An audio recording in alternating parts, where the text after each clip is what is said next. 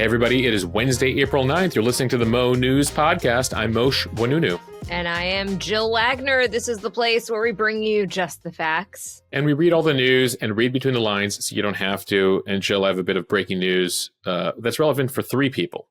Bill Gates has revealed how much his kids are going to inherit from him. I should note that even with the market where it is, he's still worth a cool $100 billion. He says that his three children, Jennifer, Rory, and Phoebe, who are in their 20s, will get less than 1% of his wealth. Now, we should note the aforementioned 100 billion means that that's still $1 billion. 1% of Bill Gates' wealth is $1 billion to split between the three kids. But I imagine if you're Phoebe, Rory, or Jennifer, you still would have liked a little more than a cut of less than 1% from Papa. Wah, wah. They each are going to get $300 million. Don't care. Anyway, that was an interesting thing. And sort of like, you know, the super wealthy, they're just like us, except not really. Kids, we're going to give you less than 1%. And you're each going to get a cool 300 mil. Look, I give Bill Gates credit for signing that pledge to give away 99% of his wealth. Yeah. And I certainly respect it. At the same time, it's easy to give away money when it makes no difference in how you're going to live your life at all or the lives of your kids. And when you have so much money, you couldn't possibly spend it yourself. I mean, I don't know. I feel like 300 mil, what is it worth these days with inflation, Jill? Maybe you get a few dozen eggs? Especially if bird flu continues. But between bird flu and these tariffs, like the Gateses are going to be, you know, working a shift as a local barista. Could we have done 98%? Could we have given away 98% instead of 99? We'd like 2% of the wealth, please. All right. With that, let's get to the headlines here. 104% tariffs on Chinese goods are now in effect, as are tariffs on dozens of other U.S. trading partners. What this means for consumer prices and the state of tariff negotiations. Plus, tension in the White House bubbling over to where else? Twitter. Elon Musk versus Peter Navarro. And if I took their names off the fight, you might be confused. It might feel like 14-year-olds fighting, 10-year-olds. 10. That's if you look at some of what Josh. Elon's been writing, yeah. 14 is kind. RFK Jr. wants states to ban fluoride in the drinking water. What does the science say? We'll do a reality check. The head of the IRS quits. We'll tell you why. The third to quit in less than 100 days, Jill. With tax season about to wrap up. A win for the Trump administration at the Supreme Court regarding their plan to fire about 16,000 federal workers. A new poll finds most Americans don't trust AI or the people who are in charge of it. We'll tell you some interesting generational and gender breakdowns when it comes to how we feel about AI. What Meta is doing to give parents better control over their kids' social media accounts. And scientists say they brought back dire wolves from extinction. Next up, the woolly mammoth and the dodo bird. I'm serious. That's what they say. And Moshe is on this day in history. Jill, my favorite movie about journalism, came out on this day in history. Moshe, I'm guessing it's either Network or Woodward and Bernstein. The second one wasn't the name of the film, but you've what gotten was it? there. All the President's Men. Oh, that's right. That's right. Yes. First, I'm thinking it was called. Never mind. Okay, let's move They do on. use that phrase a lot in the movie, so you're forgiven, Jill.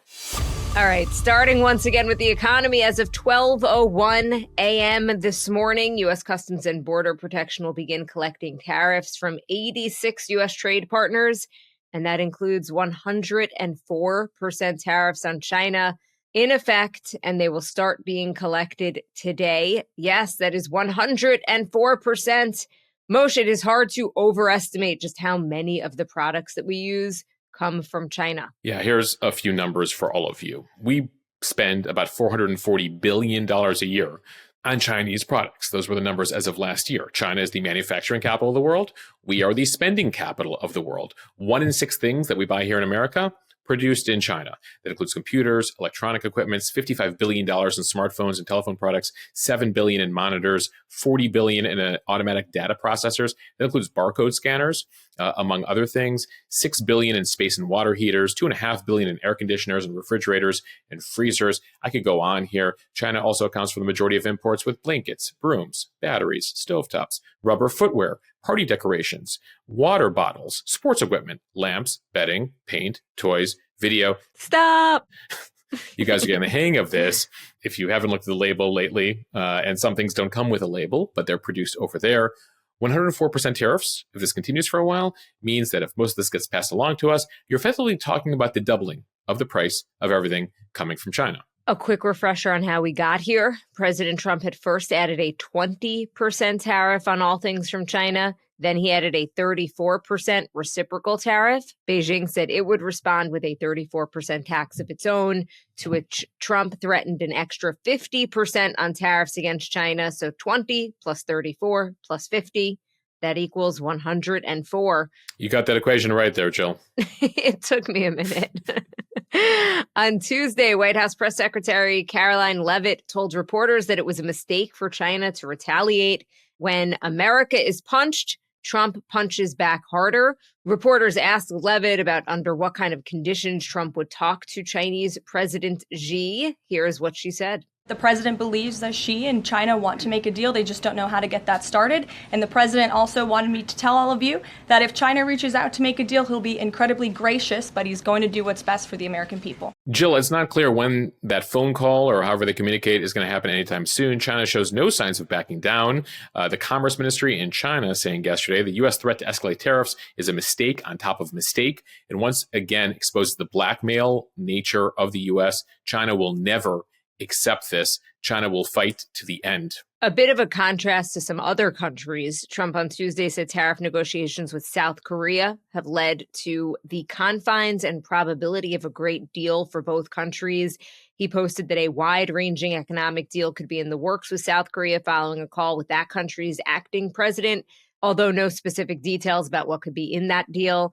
So far, leaders of Japan, Israel, and Vietnam have publicly negotiated with Trump, and it followed yet another wild day on Wall Street with major swings in the market. Yeah, they finished slightly down after swinging up. It appears there are some people still on Wall Street and people trading who don't believe this will last a long time. And some are saying, no, this is real. We are hearing from a number of countries, Jill, that they have reached out to the U.S. but haven't gotten a call back yet. One of the main issues, Trump is doing negotiating here. There's like 100-something countries, nearly 200 countries that we've put tariffs on here. And so ultimately, that's a lot of phone calls to answer back. And you have ambassadors in countries, et cetera, who are like, I can't speak on behalf of the president. There's only a handful of folks doing the negotiating here. And that's, one of the challenges you're facing here. In previous cycles, and we talked about this before we hit record here on the podcast, going back to covering the 08 recession over at Bloomberg TV when I was there back in 09, Jill, you would have these, like, we'd go down a lot and then sort of plateau for a bit and then go down a lot and then plateau for a bit. And that's what you saw over the year of the financial crisis there. You certainly saw something similar around COVID. So, while it appears the market's sort of taking a breather these last 2 days, not quite what we saw last Thursday and Friday, there is major concern about, continued downswings here. There's been some major lobbying happening from some of the most powerful financial executives in the country. The New York Times had an interesting report out last night. Jamie Dimon of JP Morgan Chase, the largest bank in the world, had a private meeting with Commerce Secretary Howard Lutnick. It was organized by a lobbying group in Washington. They said, listen, this is going to cause major issues to the entire economy and not just, a bunch of fat cats on Wall Street, if you will. Lutnick said he was not persuaded to reverse any course here. Over the weekend, mega donors to Trump tried a different tack. They made their case to Susie Wiles, the White House Chief of Staff, as well as Treasury Secretary Scott Bessent. Those efforts also came up empty. And then on Monday, you had a bunch of hedge fund billionaires, many who had been very prominent Trump supporters over the campaign.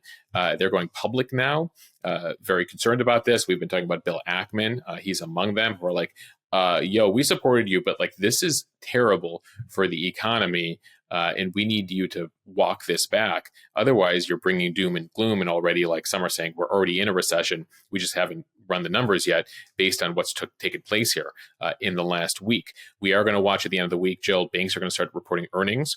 And we're going to start to see, this happened in the financial crisis where, once you start to connect the dots, it eventually hits the regular person. And that's what the banks are saying here, is that this is going to start to freeze up deal making, freeze up hiring. And as you connect these dots based on these tariffs and the fact that, like, Again, we're talking about paying double for everything from China in the U.S. economy. This is going to have a huge impact on job growth, the economy, and potentially set the economy back. What they call short-term pain at the White House.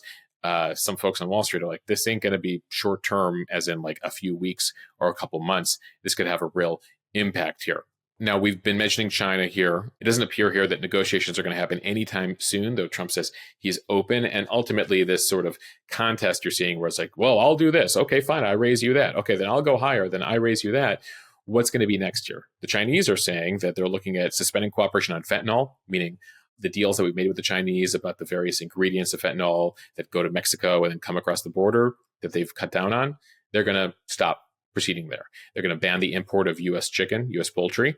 That would be significant for farmers here. They're going to also look at banning all U.S. films in China. And we know how big the Chinese market is for Hollywood studios. So they're going to look at pain points for the U.S. economy here. As it appears, again, Xi is like, I'm not playing ball with this. I don't deal with threats very well. And again, they're the top producer. We're the top buyer. We're the two largest economies in the world. This is a huge thing. And again, as we talk about specific things here to take it down to like a regular person level.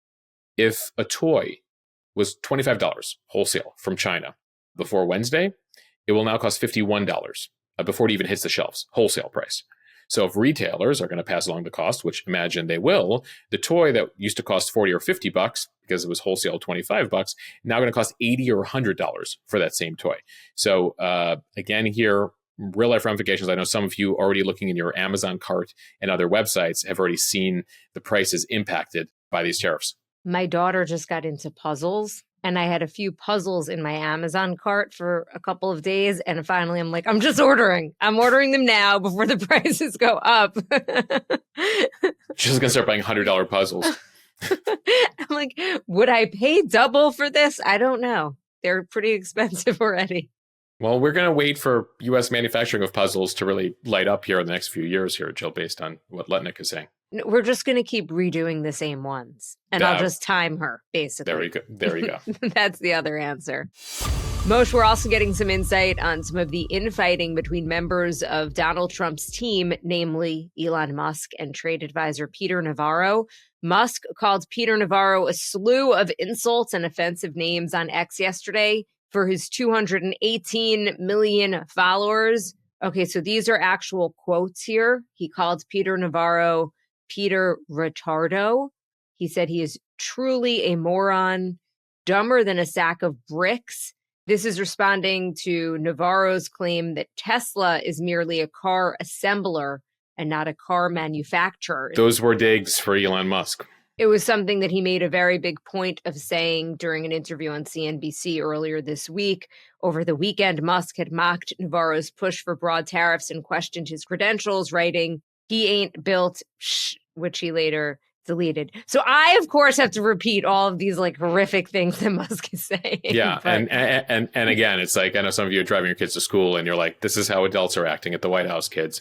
Navarro's comments, of course, leading to Musk's insult, and they've gone back and forth here, and they have very different, visions here. Navarro is a protectionist. He very much believes in the tariffs. Musk, richest man in the world, very much believes in a free economic system. He believes there should be no tariffs between Europe and the U.S. He believes that, this global system that's existed now for the better part of a century is the system. You can't go back to a system that existed before where everybody just produces their own thing, nor does it make sense logically to him. Now, as far as this fighting is concerned, the Caroline Leavitt, the White House press secretary, was asked about it yesterday. Her response, boys will be boys, sort of laughing it off, the fact that two of the president's top advisors are fighting it out publicly on this. And so you're seeing a bunch of back and forth here. The former White House chief of staff under Trump in the first term, Mick Mulvaney, was asked about this. And he said, I would have fired Navarro a while ago. Navarro wrote a whole bunch of books. And in those books, he quotes an economist named Ron Vera. It turns out Ron Vera doesn't exist.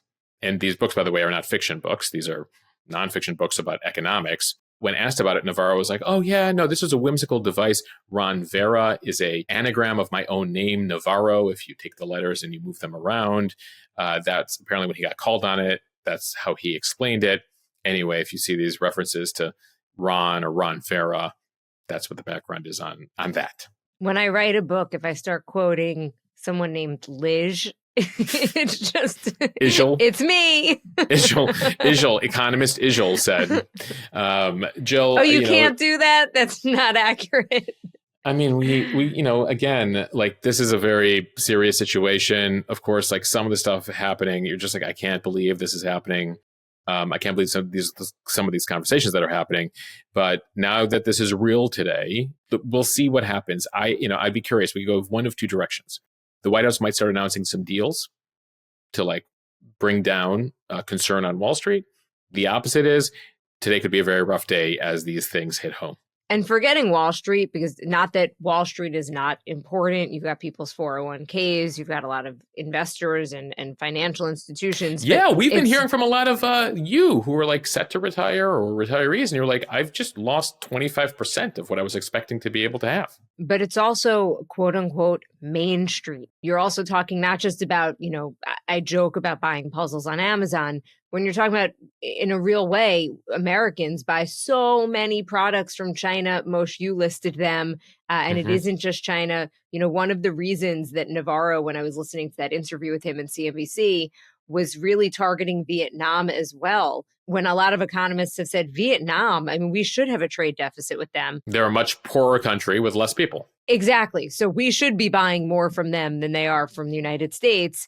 But Navarro thinks that Vietnam is really just a proxy for China, and that China is shipping stuff to Vietnam to basically get around some of the tariffs and then ship it here or wherever else. And there's certainly a lot of that happening, Jill, but I think there's a lot of people who have an issue with it, who are like, there's other ways to deal with this than just saying everything from China needs to be 104% more expensive and everything from Vietnam needs to be 46% more expensive.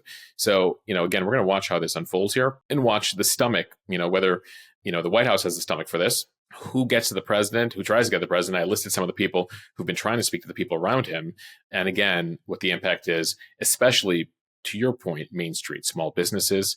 And you have a number of Republican senators and House members who are like, these negotiations better wrap up soon because people are going to feel the pinch. Well, they already have. And one other quick thing, there's the stickiness of it also, which we have seen once companies raise prices, they don't always lower them. So if you remember, a lot of companies, gas prices went up at a certain point a few years ago, and companies started to add this, quote, gas surcharge. Well, they kept it even when prices went down. Same thing at supermarkets and just across the board. So if you're redoing your bathroom and you want to get tile, but the tile person has already raised prices by 10%, do you think they're necessarily going to lower them? And by the way, the American manufacturers of goods are going to see the prices going up for everything else and being like, well, we can't be that much cheaper than the foreign competition. Let's raise our prices too and make our own buck off of this, which is certainly, in effect, we've already spoken to some people about. All right. So, of course, we'll be closely watching how this all plays out in what is sure to be another very interesting day on Wall Street, to say the least. Now to some big health news. Health Secretary Robert F. Kennedy Jr. early this week directing the CDC to stop recommending fluoride in drinking water. That is a shift from decades of guidance aimed at preventing cavities. And it also reverses what the CDC, even on its own website, calls one of the most important public health practices in the country's history. The CDC lists fluoridation as one of the 10 great public health achievements of the 20th century. EPA Chief Lee Zeldin said his agency will re-examine fluoride risks and is, quote, prepared to act, citing a national toxicology program report linking high fluoride levels to lower IQ in children, although the fluoride levels in that study were more than double federal recommendations for drinking water. Yeah, that's something to keep in mind here is there are studies that show that a certain level of fluoride will lead to lower IQ levels in kids and developmental issues. The issue is that is way above what normal fluoride levels are. So there was a judge that ruled back in the fall, a federal judge, saying the EPA needs to better regulate this stuff and ensure that we're hitting certain levels or not going above certain levels to ensure that it doesn't have this negative impact. Now, Utah is the first state to go here. They decided on their own, and this is who decides. Local areas and states decide. What you got from the federal government is they're going to lose their recommendation that you keep fluoride in your water, but it'll still be up to individual states here, New York, Florida, et cetera, to decide what they're going to do with their water. So Utah's gone first and has become the first state to eliminate fluoride from its public water systems. And this is a change here that goes back decades. Right now, about 2/3 of Americans still receive fluoridated water. The CDC has said that evidence from multiple studies shows that cuts cavities by 25%. A number of you have written me, who grew up on well water, who had to take fluoride tablets with your water, and have talked about how many cavities you used to get if you didn't. Now, dentists, the American Dental Association, others have warned that removing this will increase dental disease. There's an interesting example out of Calgary, Canada, a city of just over 1 million people, that banned fluoride in the water in 2011 and then brought it back last year because they found a 700% increase in the number of kids with dental issues, disease, cavities, etc. So Calgary tried this experiment, brought it back after 13 years. And that's something that folks at the ADA are warning about. At the same time, you have folks around RFK, et cetera, who are like, listen, we've looked at some of the studies that have shown that a certain level of fluoride is not good for kids. And we feel that it's in toothpaste now and in other places. And so what made sense back in the 1940s, and that's when fluoridation really got into high gear, no longer makes sense. And this started in the 40s, as I mentioned. Harry Truman signed a law that pushed this. One of the issues, Jill, back in World War II and afterwards, 1 out of 4 recruits drafted into the military was rejected because of just terrible dental issues. And so the federal government got involved here. Now, this is a hyperlocal issue, as I mentioned. It'll be up to cities, towns, villages, states, counties to all determine what to do with their water here. But this is a major change by the CDC, and every area is different. And as I was mentioning on my Instagram account last night, I was in a dentist appointment getting my cleaning when I lived in DC for a few years. And the dentist there was like, hey, are you from Chicago? I'm like, why? He's like, I can tell your teeth are Chicago teeth. I'm like, why do you say that? He goes, you guys use a lot of fluoride in the water in Chicago. And so like, you got really, strong teeth, like no, and I've only had one cavity my whole life. I'm in my early 40s now. And so it's just very interesting. Dentists noticed this. And so we have heard from a lot of dentists who are like, the evidence is pretty clear here on this. There's going to be alternatives. But at the same time, there are these studies about the impact on kids. And do you need to do that with toothpaste? But then people bring up lower income Americans. They're going to be impacted by this the most because they're drinking the most amount of tap water and don't have the resources necessarily, in some cases, to even buy toothpaste. Moshe, back to what you were saying about your teeth. That is pretty fascinating, though, that dentists were able to actually see a difference between you being from Chicago and perhaps someone from New York. But I, who grew up solely in New York, have never had any cavities. We got to check out the fluoride levels where you grew up in Long Island, Jill, versus where I grew up in the suburbs of Chicago, and see. We'll check. We'll do an in-depth report. We'll do in-depth. We're gonna look into our dental history for all of you. Okay, time for the speed read from the Washington Post. The acting head of the IRS said that she is resigning after being bypassed over a new agreement to share the tax data of illegal immigrants with Homeland Security personnel. Acting IRS Commissioner Melanie Krause was already the tax agency's third leader since the president was inaugurated back in January. So losing 3 agency leaders in 3 months is unprecedented. Treasury Department officials in recent days sought to circumvent IRS executives so immigration authorities could access private taxpayer information, even though they were informed that this could be illegal in regards to privacy law. Trump has appointed former Congressman and auctioneer Billy Long, who is a 6-term Republican lawmaker without experience on tax writing committees or any experience as a lawyer or even an accounting background, which would be typical for somebody who is running the IRS. Long, though, is still awaiting Senate confirmation. Yeah, we'll wait for those hearings. In the meantime, officials held a recent gathering with tax IT engineers to discuss building a cross-government data sharing system that would allow other agencies, namely DHS and ICE, to use personal tax info to hunt for fraud in the system here. Monday's agreement allows them to obtain what has been highly protected tax information for people that the Trump administration hopes to detain and deport.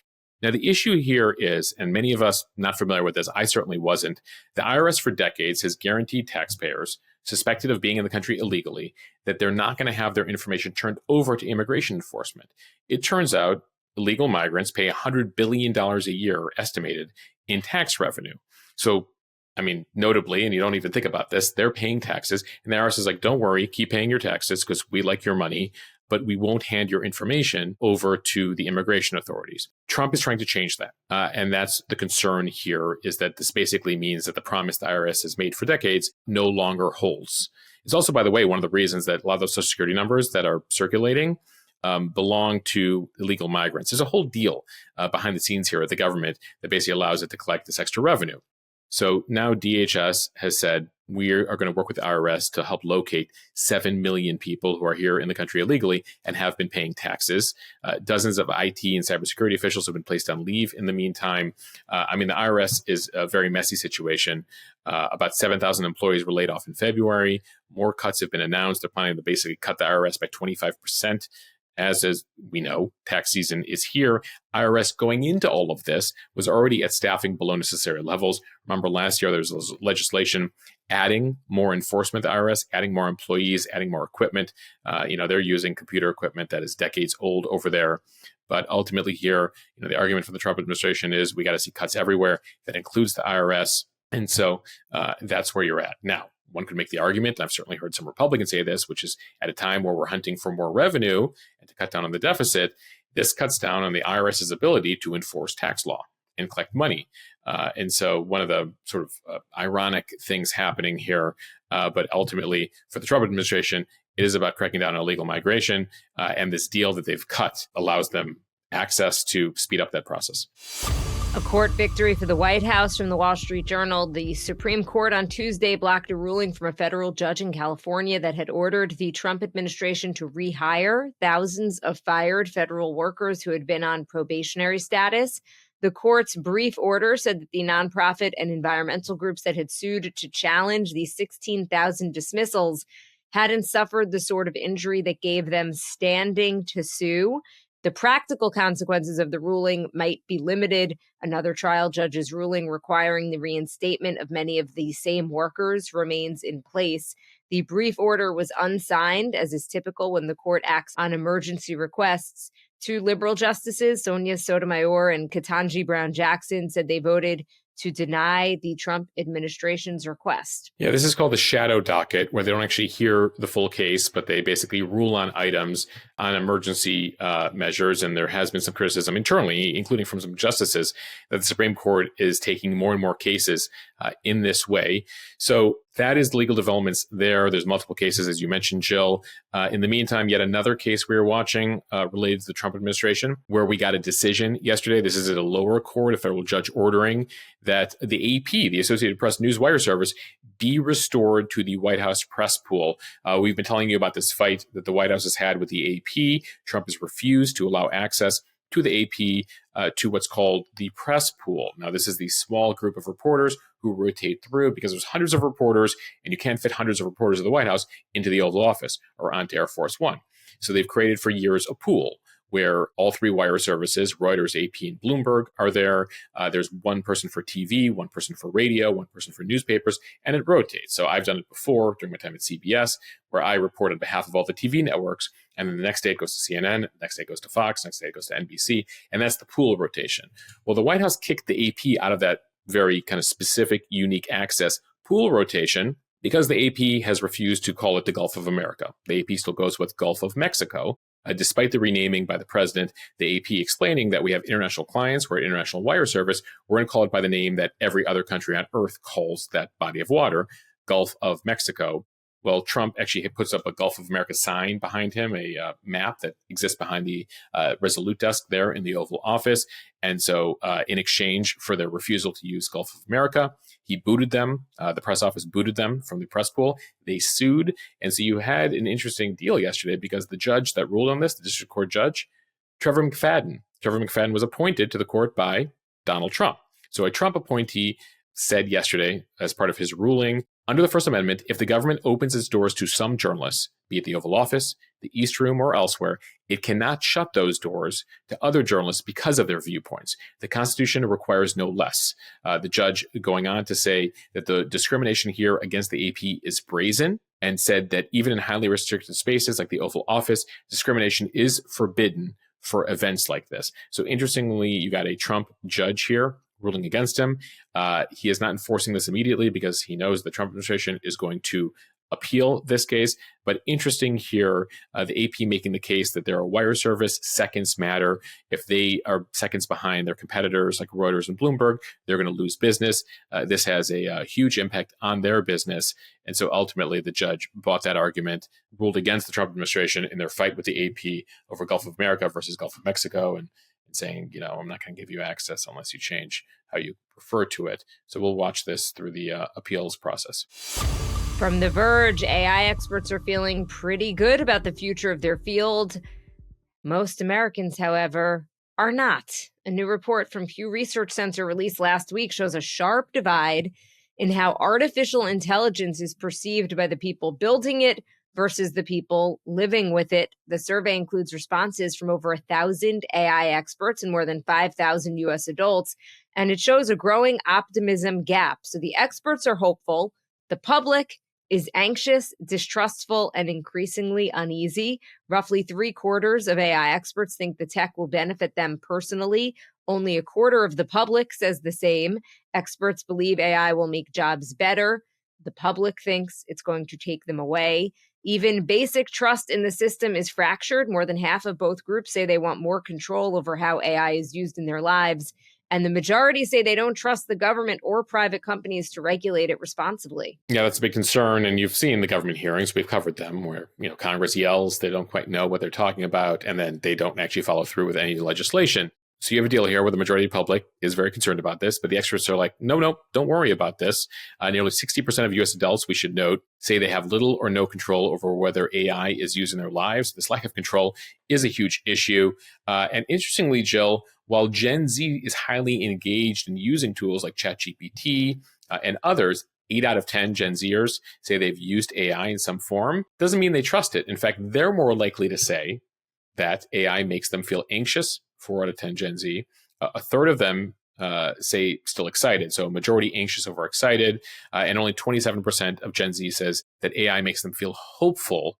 And then there's a gender divide here too. Men much more optimistic about AI than women. I wonder if that's because they see that it's mostly men in some of the leadership roles in AI. It's all men in AI. Men also kind of like, shoot first and call each other, lame names on X, as we explained earlier. Women, we've talked about this, like you guys are more thoughtful and researched on things and, thinking about things you don't know about and admitting things you don't know about. And men are like, hey, it's going to be fine. Don't you worry, Jill. Don't you worry, Jill. From Fast Company, Meta is bringing its teen accounts, which have stricter parental controls, to its Facebook and Messenger platforms, expanding its teen service from just Instagram. The social media giant rolled out teen accounts last year on Instagram. They have built-in restrictions on who could contact teens, the content they see, and limits on their time on Instagram. Tuesday's announcement also includes updates to Instagram's teen service that will roll out in the next couple of months. So teens under 16 will be prohibited from going live unless their parents let them and give them permission to do so. Teens under that age will also be required to have parental permission to turn off a feature that automatically blurs images containing suspected nudity in DMs. I was at a briefing for this last week, Jill, as they gave us a heads up that this was coming. They're trying at Meta to take this very seriously. They've come under fire from parents and lawmakers for the platform's impacts. They faced a lawsuit from the majority of states back in 2023, alleging that the company intentionally designed features on Facebook and Instagram, knowing that it could harm teens and young users. We know this from leaks from internal documents at the company. So they've been trying to beef things up. They've actually brought in, people who've worked in law enforcement, going after pedophiles and other criminals to work for the company and allow them to adjust their platforms for various criminal tactics. And finally, from the Washington Post, for over 2 million years, dire wolves roamed present-day North America until their extinction around 10,000 BC. Well, this week, a Dallas... They're back. Is that a dire wolf? Wait a minute. This week, a Dallas-based bioscience firm said it brought the species back to life in the form of 3 pups, claiming to have successfully restored a once eradicated species through the science of de-extinction. The team at Colossal said the pups, which are named Khaleesi, Romulus, and Remus, ranging in age from 3 to 6 months old, were created using a combination of gene editing techniques and ancient DNA found in fossils between about 12,000 and 72,000 years ago. We should mention, Jill, that if those names sound familiar to you, if you watch Game of Thrones, it's because dire wolves are featured in Game of Thrones. Other scientists, though, say that while Colossal's technological feats are impressive, the animals are not truly dire wolves, and that the process raises some ethical questions. One professor saying the reality is we can't de-extinct extinct creatures because we can't use cloning. The DNA is just not well enough preserved. He said Colossal's pups are not dire wolves, but gray wolves that have had part of their genome changed to look like dire wolves. He says what Colossal is trying to do is genetically engineering animals to look like extinct creatures. They look cute and cuddly, but they are not a dire wolf. I'm thinking of that scene in Meet the Parents where the Ben Stiller character spray paints the cat's tail to look like their cat. This is slightly more advanced than that, but that's effectively what you're seeing here in this scientist on scientist fight. They're like, well, it's not technically a de-extinction because you're just, manipulating the genome, even though it looks like it.